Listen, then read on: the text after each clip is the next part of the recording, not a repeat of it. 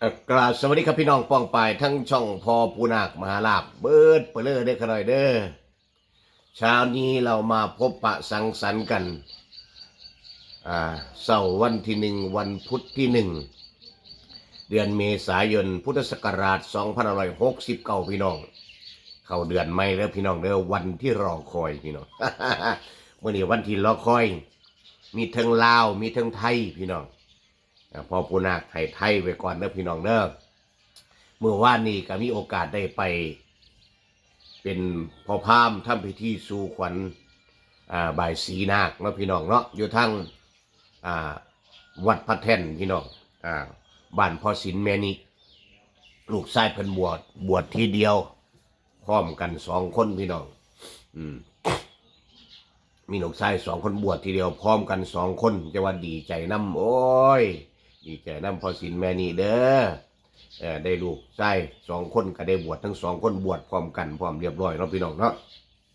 ถือว่าเราเฮ็ดหน้าที่ทำหน้าที่ครบเกิดเป็นผู้ชายเฮาทำหน้าที่ครบเบิดสุยางสุแนวแหละด้วยการบวชทดแทนพระคุณบิดามารดาผู้เพิ่นค่อยถนอมเลี้ยงคือโบราณเพิ่นว่าไว้แหละลูกนั้นคือสายโสสัมพันธ์ผูกจองจริงแล้วอันบ่พอแม่นี่มีแท้เป็นผู้เดียวเด้อเพิ่นว่าเนาะอันนั้นสิไปเอิ้นพ่อเซียวแม่เซียวนั่นจักสิฮักเขาพอปานใดว่าเพราะฉะนั้นน่ะให้บุตรธิดาคิดตอบพระคุณเหนือเก่าเนาะพี่น้องเนาะเมื่อวานนี่ก็ได้เห็นลูกพ่อศิลแม่นี่ทำหน้าที่แล้วมื้อนี้8 โมงเช้านี่ล่ะเพิ่นก็สิพากันแห่นาคเข้าไปบวชอยู่ที่วัดพระแท่นพี่น้องพอปูนาคมีโอกาสได้ไปกลับมาบ้านแล้วก็อนุโมทนาสาธุบุญนำเด้อพี่น้องเด้อเอาเรามาพูดเรื่องเลขไทยเลขใหญ่เฮาวันที่1นี่พี่น้องผู้ใดสิได้เบิ่งคลิปของต่างๆไปแล้วแต่ว่าคลิปของพ่อปูนาคบ่ได้ลงไปเมื่อนั้นพ่อปูนาคไปร้านทำพรผ้ารวยพี่น้องพ่อปูนาคทางช่องพ่อปูนาคบ่ได้ถ่ายสดบริทายทอดสดแล้วก็บริตัดคลิปแต่ทั้งช่องพรพรวยกับช่วยหัวมิงสาวผ้ามวลนั่นเพิ่นได้ตัดคลิปไปอยู่พอปูนาคนั่งสวดมนต์สวดไปสวดมาปูสีสุโธสิ่งเพิ่นบ่เคยมาประทับร่างพอปูนาคโดนแล้วเพิ่นสาธยายทำเพิ่นไปล่ะเพิ่นก็เลยได้มาบอกลูกบอกหลานเอาไว้ว่า74ตัวเดียวโคโลเด้อพี่น้องเด้อ7447ไก่พี่น้องพิจารณาซ่อมเอา7447อันนี้คือเรียกพ่อปูนาคเลยจำปากพ่อปูนาคไว้แล้วก็ให้ไปเขียนใส่กระดาษกับปากกาไว้74477447แล้วยังมาแล้วบัดนี้พ่อปูนาคก็เลยว่าป้าคะเลยวันพุธมันต้องเป่านะบังเอิญว่าเมื่อวานนี่ไปสู่ขวัญนาค2 ตัวพี่น้องพ่อปูนาคก็เลยใส่77อีกเพราะฉะนั้นแล้วตอนนี้เลขของพ่อปูนาคสิมีอยู่7447แล้วก็77เท่านี้นะพี่น้องเด้อ7774เนี่ยซ้ำเนี่ย777447ให้พี่น้องมาพิจารณา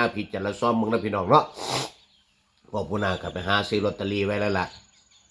ได้พอได้ฟังพี่น้องได้พอได้ฟังนะพี่น้องเด้อได้พอได้ฟังเพราะฉะนั้นล่ะพี่น้องป้องไปกะพิจารณาซ่อมว่ามากระจัดขัดกระพานแต่ว่าพ่อปูนาคว่ามันสิมาเก็ดแท้อยู่เด้แต่ไม่รู้ว่า7 บนหรือ7 ล่างนะพี่น้องแต่ว่าพ่อปูนาคซื้อแต่7447กับ77นั่นละไว้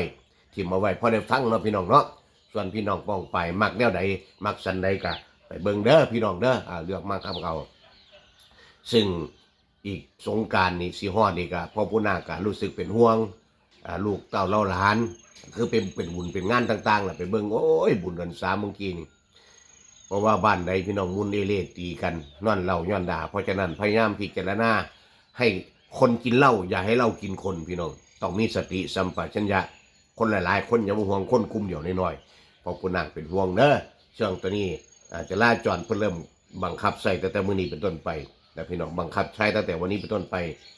เอาจริงทำจริงพี่น้องจับจริงเพราะฉะนั้นแล้วลูกเต้าหลาน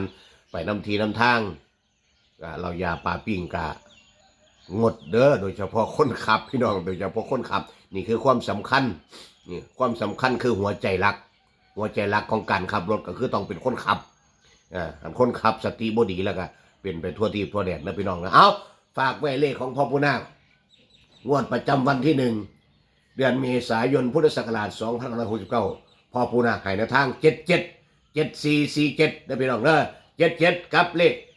7447ให้เห็นคลิปนี้ละให้เฮงมันๆลำๆรวยๆไปพร้อมกันพี่น้องเอาสบายดี